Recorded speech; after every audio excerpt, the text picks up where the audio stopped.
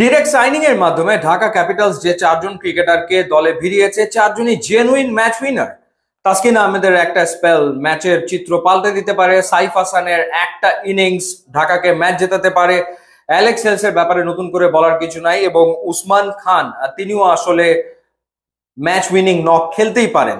BPL এর অকশনে ঢাকা এমন সব ক্রিকেটারকে বেছে নিয়েছে যারা আসলে কোনো না কোনো সময় টি-20-তে দুর্দান্ত পারফর্মার ছিলেন, কিন্তু এই মুহূর্তে হয়তো তারা সেরা ফর্মে নেই। সুতরাং তাদের প্রমাণ করার আছে অনেক কিছু।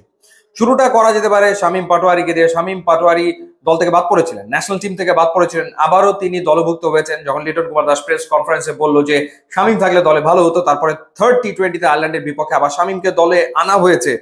এরপর শামীম পাটোয়ারিকে তারা নিয়েছে 56 লাখ টাকা খরচ করে ক্যাটাগরি বি থেকে, এবং ক্যাটাগরি বি থেকে তারা আরেকজন ক্রিকেটারকে পিক করেছে মোহাম্মদ সাইফুদ্দিন। 68 লাখ টাকা খরচ করে মোহাম্মদ সাইফুদ্দিনকে তারা দলে ভিড়িয়েছে। এটা খুবই ভালো পিক ছিল, কারণ সাইফুদ্দিন আসলে হয় ব্যাটে কন্ট্রিবিউট করবেন অথবা বোলিং এ ডেফিনেটলি কন্ট্রিবিউট তো করবেন। মোহাম্মদ মিঠুনের জন্য দলটা আসলে অনেক টাকা খরচ করেছে, 52 লাখ টাকা খরচ করেছে মোহাম্মদ মিঠুনের জন্য। এরপর তাইজুল ইসলামকে তারা দলে নিয়েছে 30 লাখ টাকায়। বলছিলাম যে একটা সময় দুর্দান্ত পারফর্ম করেছেন মোহাম্মদ মিঠুন, এক সময় ন্যাশনাল টিমে খেলেছেন, এখন হয়তো বেস্ট অফ ফর্মে নাই, বাট এখনো তার দেয়ার অনেক কিছু আছে। সো লেটস সি যে মোহাম্মদ মিঠুন নিজেকে প্রমাণ করতে পারেন কিনা। একই কথা প্রযোজ্য সাব্বির রহমান এবং নাসির হোসেনের ক্ষেত্রেও। সাব্বির রহমান তার সেরা সময়টা হয়তো পেছনে ফেলে এসছেন, বাট ইউ নেভার নো, হয়তো বা এবারের বিপিএল এ সাব্বির রহমান নতুন ভাবে নিজেকে উপস্থাপন করতেই পারেন। সাব্বির রহমানকে 28 লাখ টাকা খরচ করে দলে নিয়েছে ঢাকা। নাসির হোসেনকে তারা দলে নিয়েছে 18 লাখ টাকা খরচ করে। এরপর তোফায়েল আহমেদ যিনি অলরাউন্ডার, তার পেছনে খরচ করেছে 18 লাখ টাকা। অনেক অলরাউন্ডারকে দলে নিয়েছে ঢাকা ক্যাপিটালস। এরপর ইরফান শুক্কুর, তাকে নিয়েছে 18 লাখ টাকা খরচ করে।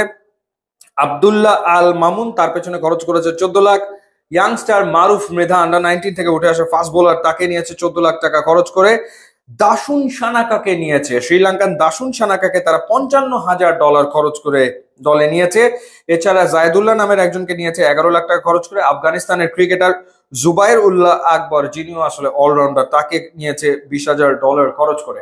সো আমার কাছে মনে হচ্ছে যে এই টিমে ডেফিনেটলি প্লেন্টি অফ প্লেয়ার্স রয়েছে যারা আসলে ম্যাচ উইনার হতে পারে, তারা ম্যাচ জেতাতে পারে।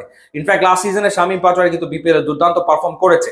সো শামীম যদি সেই রকম ফর্মে থাকে, মোহাম্মদ সাইফুদ্দিন যদি পারফর্ম করতে পারে, তাহলে আসলে এই দলটার এবারে বিপিএল এ ভালো করার সমূহ সম্ভাবনা রয়েছে। আর একটা ব্যাপার হচ্ছে যে ঢাকা ক্যাপিটালস হয় পাওয়ার প্লেতে ম্যাচ জিতবে, না হলে পাওয়ার প্লেতে ম্যাচ হারবে। কারণ তাদের টপ 3 অর্থাৎ সাইফ হাসান, অ্যালেক্স হেলস এবং উসমান খান, এই তিনজন যদি পাওয়ার প্লেতে খেলে এবং দুইজন যদি ক্লিক করে, তাহলে ঢাকা একটা ফ্লাইং স্টার্ট পাবে।